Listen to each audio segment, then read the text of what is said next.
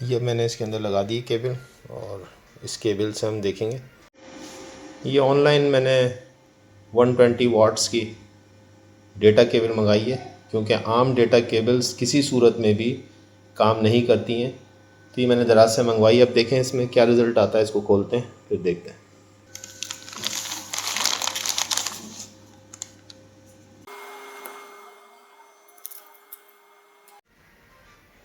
ये मैंने इसके अंदर लगा दी केबल, और इस केबल से हम देखेंगे कि केबल किस तरीके से काम कर रही है। ये मेरे पास मोबाइल है LG का,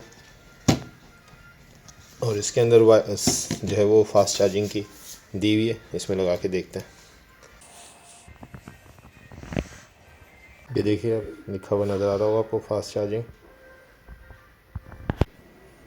ये देखिए जनाब, ये इसके अंदर आ गया फास्ट चार्जिंग लिखा हुआ, और 1 घंटा 13 मिनट बता रहा है।